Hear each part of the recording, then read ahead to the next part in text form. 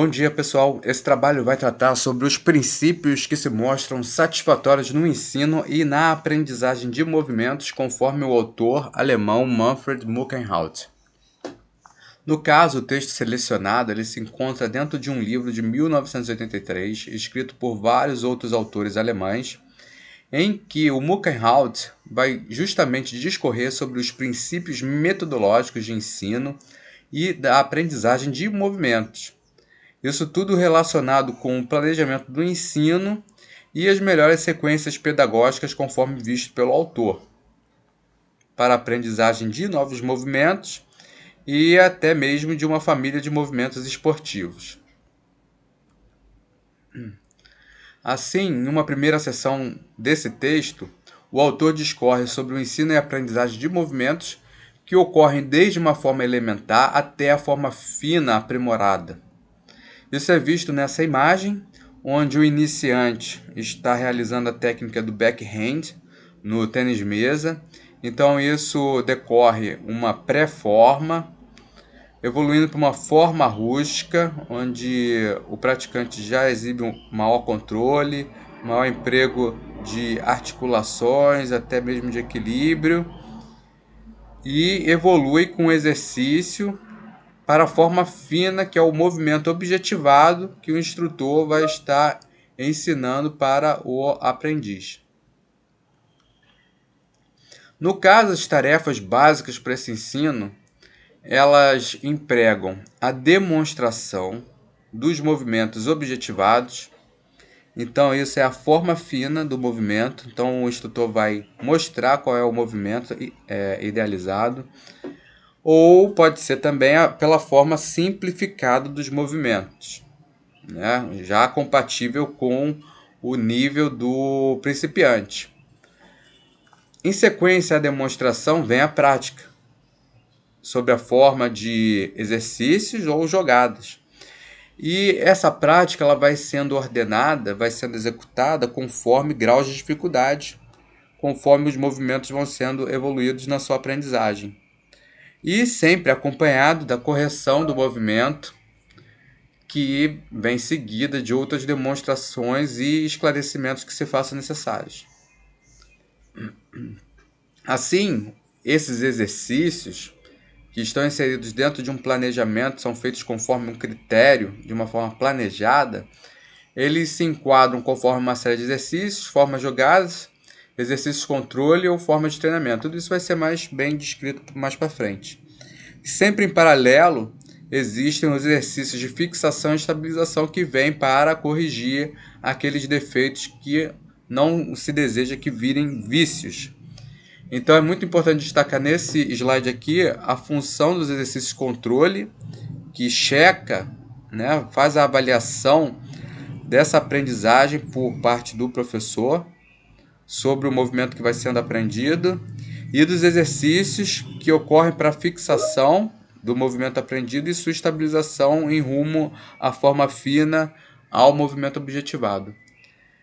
Então, em sequência a esses estágios da aprendizagem, né, conforme a gente até apreende da leitura de outros autores, um expoente é o próprio Gallagher, no seu livro de desenvolvimento motor. Para atingir essa forma fina, o movimento objetivado, devem ser empregados métodos, e esses métodos se desejam que sejam os mais eficientes para a aprendizagem de novas formas de movimento. Movimento novo, até mesmo na sua forma isolada. Então é um movimento novo que está sendo aprendido, individualizado. Essa é a primeira abordagem. Assim, para um primeiro momento, existe uma simplificação do movimento que pode ser feita, onde a forma fina ela vai ser obtida após fases longas de exercício. É com a prática, né, com a evolução das sessões de treinamento, vai ser executada essa forma fina. É uma evolução. Começa do mais simples daquilo que o iniciante pode executar. Então, se fornece esse fundamento do movimento numa forma rústica, que o iniciante está executando com uma coordenação rústica do movimento. Em seguida, vêm sendo feitas as correções, os aprimoramentos e a diferenciação do movimento na perseguição à coordenação fina do movimento, né? Movimentos mais bem executados, com mais requisitos técnicos. E também isso vem sempre acompanhado da fixação e adaptação, que se deseja a estabilização do movimento e que vem sendo desenvolvida a forma mais fina e automatizada por parte do praticante. Então esse é um esquema da aprendizagem que emprega a simplificação do movimento.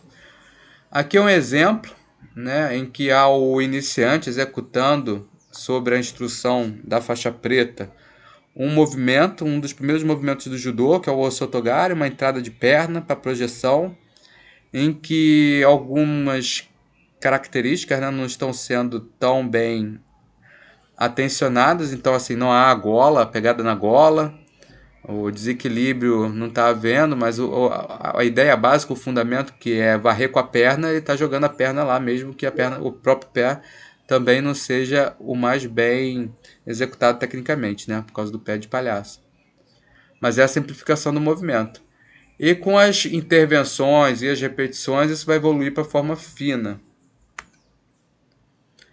Já uma outra abordagem para a aquisição de um novo movimento, ela envolve o fracionamento desse movimento que quer aprender, esse movimento objetivado, em movimentos parciais que vão ser coordenados no movimento completo a posteriori.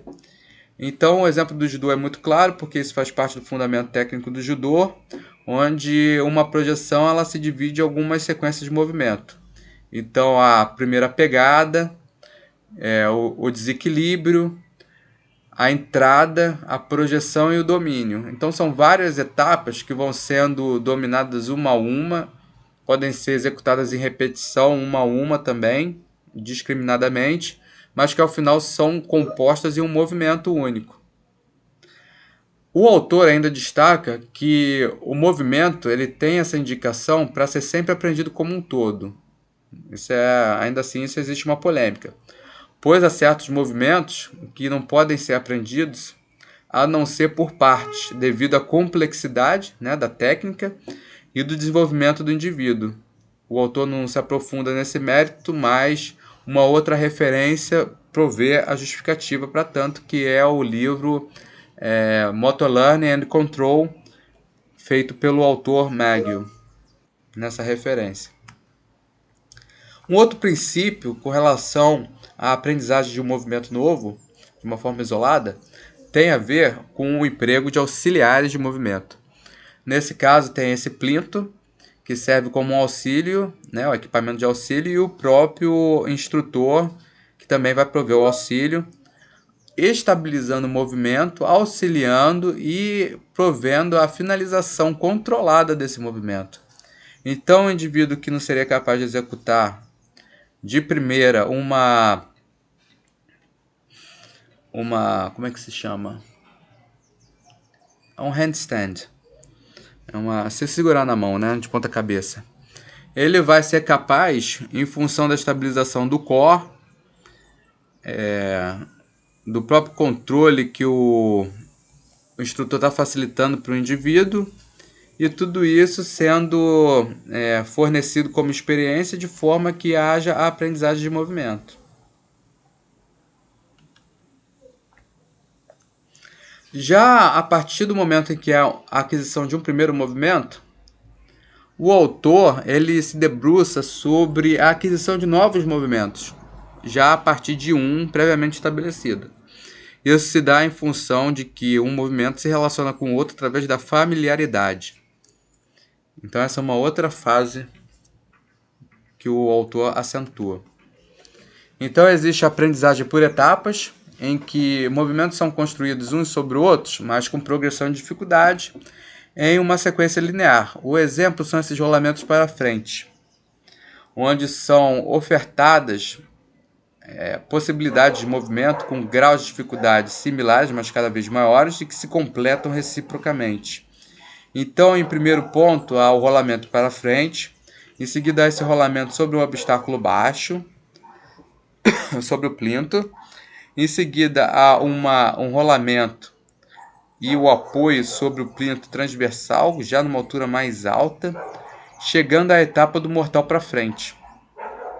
Então todos são rolamentos para frente, só que cada vez mais difíceis. Então é uma aprendizagem por etapa cada vez mais difícil. Já a aprendizagem por familiaridade, ela vai se dar sobre movimentos que são familiares e ligados, né, construídos uns sobre outros, em ligações complementares ou transversais. Então existe um primeiro movimento que vai ser executado, já é sabido, já é aprendido, e um outro que vai ser ensinado, né?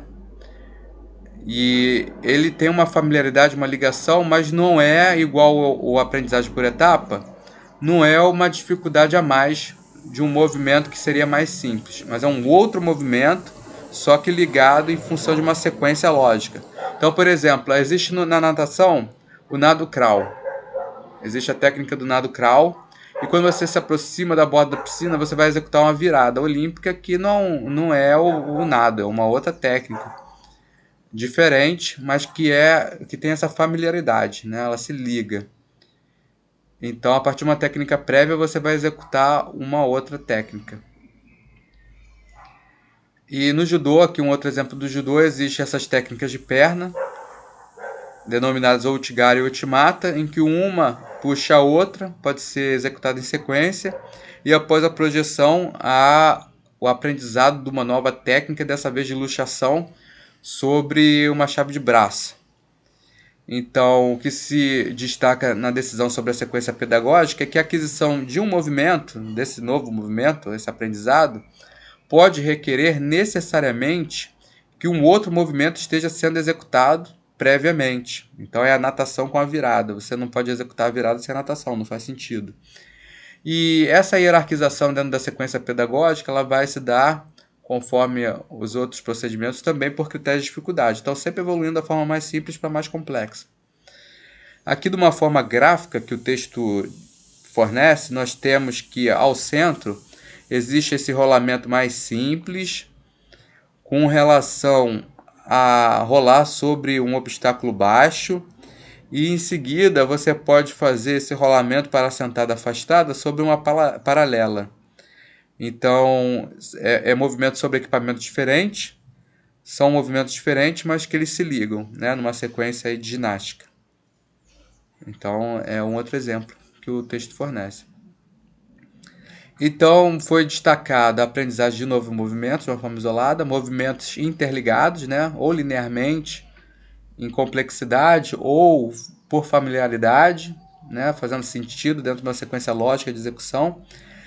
E o texto ele vai já adentrar a seara de como isso pode ser apropriado dentro do momento esportivo, seja por séries de jogos ou séries de exercícios. Então, na série de exercícios, essa progressão pedagógica ela pretende que componentes técnicos e táticos sejam praticados, né, com relação a um jogo. E esse jogo ele serve como um mosaico, onde suas partes são isoladas, né, são observadas e deliberadamente planejadas para serem executadas em séries de exercícios que vão justamente fornecer a prática sobre esses fundamentos. Assim, já utilizando o exemplo das figuras, nós temos aqui primeiro exercício dentro dessa série, que seria a execução dessa cortada junto à parede, né, enfatizando aí o controle do core, né, do complexo lombar pélvico, a questão do equilíbrio sobre uma perna, do emprego da força na mão, progredindo para exercícios que vão se afastando dessa parede até executar toda a técnica do saque afastado na direção da parede, né, que a bola vai ser arremessada, e voltar para ser novamente executado o outro saque, né, próximo saque. Então são séries de exercícios em que a repetição ela vai procurar fornecer essa estabilização, fixação e controle dos movimentos na sua forma cada vez mais fina. Então são séries ordenadas de exercício em que a dificuldade vai sendo adicionada, né, a complexidade dessa série. É isso que importa dizer. São séries, né? É uma série, então compreende exercícios ordenados, de forma cada um diferente um do outro, mas cada vez mais difícil também. Já uma série de jogos, ele pretende que haja o aprendizado do jogo na prática, dentro do esporte. Então esse jogo é uma simplificação do esporte, em que o jogo objetivado ele é preparado e introduzido por formas de jogo, né, mais simples e que visam um objetivo, né, que é justamente trabalhar o aspecto técnico do jogo. Esses jogos também podem ser apoiados por séries de exercício.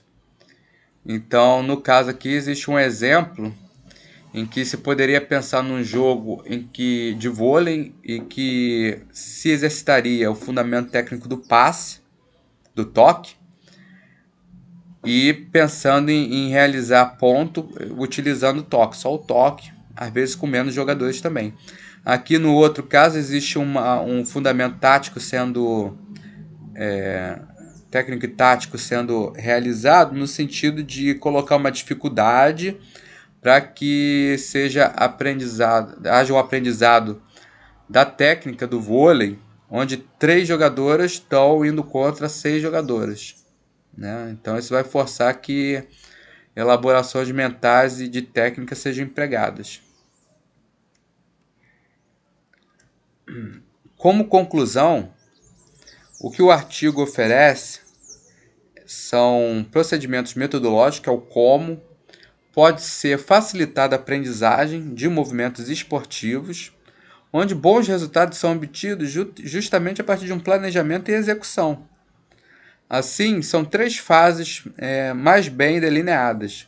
Uma em que se aprende um movimento novo de forma isolada, outra em que já há essa ligação entre um movimento e outro em uma família de movimentos, e outro já com o aspecto do ensino da técnica no jogo ou no esporte. Então, os 6 princípios que nós discorremos foi o ensino, com uma simplificação do movimento. Também pode haver o fracionamento do movimento, com a coordenação das suas partes, né? Isso para o aprendizado do movimento novo. Já com relação aos movimentos que se relacionam uns com os outros, pode haver uma aprendizagem por etapas cada vez mais difíceis, né? Então você domina primeiro um movimento mais simples, em seguida já há uma dificuldade maior, uma altura maior, força maior, potência maior, algo nesse sentido. E você pode aprender um outro movimento, que não é um movimento diretamente relacionado com a execução mais difícil de um primeiro, mas que há esse movimento prévio e que ele no jogo ele faz sentido em uma sequência lógica, para que, em função da sua familiaridade, ligação transversal complementar, um outro movimento se faça necessário, né, de ser aprendido. Em uma terceira fase, há o ensino, já no contexto do esporte, em que esses fundamentos técnicos e táticos vão ser executados em séries de exercício ou em séries de jogos. Assim, o que deve ser reforçado, que nós não queremos que se perca da mente, é que o aprendizado do movimento ele se dá ele nunca ocorre, né, a total assimilação desse movimento no primeiro momento da sua experimentação, né? Não se aprende o movimento em um primeiro momento de experimentação. É irreal querer isso. Vai ser obtido com o trabalho, com a prática deliberada, com o planejamento bem executado. Então é isso que deve ser reforçado. Existe todo um planejamento em que a evolução da forma rudimentar até a forma fina vai ocorrer. Então isso tudo passa por uma versão simplificada do movimento. E uma característica que pode ser importante assinalar também tem a ver com essa insegurança inicial na execução do iniciante, que vai cedendo e dando lugar com a prática, né, crescente do movimento até que ele seja dominado automaticamente, que é isso que se quer, né? Um domínio automático, domínio consciente automático de uma forma uniforme, né? Com ampla coordenação. Assim, o ensino e a aprendizagem envolve a aquisição de movimentos com um domínio progressivo de dificuldade. Você vai fazer o aluno experimentar níveis progressivos de dificuldade, sempre provendo essa dificuldade para que ela vá sendo assimilada, o movimento vai se tornando mais complexo, mais automático, na sua forma cada vez mais fina, e o aluno ou atleta vai evoluindo. Assim, deve ser empregada a progressão pedagógica com fins a essa aquisição dos movimentos, né, novos ou de componentes do jogo, conforme as suas formas objetivadas, né, a forma fina, já observada, bem planejada, em que dentro desse planejamento bem executado, o movimento vai ser assimilado, né, na sua total boa execução. Novamente existe esse domínio progressivo da dificuldade e a aprendizagem em si, ela nunca está concluída. Isso é muito importante reforçar. Nós nunca devemos achar que temos um movimento completamente perfeito, porque, até mesmo porque o esporte evolui. Então, sempre vai haver novas experimentações, novas formas de realizar aquele movimento, e que se você não estiver praticando, vai ser ficado para trás, né? Fora o próprio destreinamento do aluno ou do atleta. Assim, é muito importante se precaver de um perfeccionismo, ainda mais nas primeiras execuções, ou até mesmo na sequência de progressões pedagógicas, em função dessa irrealidade, em função disso travar o planejamento, porque o importante é a prática e, se houverem erros, sempre podem ser feitas intervenções necessárias para trazer o aluno para a forma correta do movimento e aquela aquisição motora. Era isso que a gente queria destacar, essas são as referências, e muito obrigado pela atenção.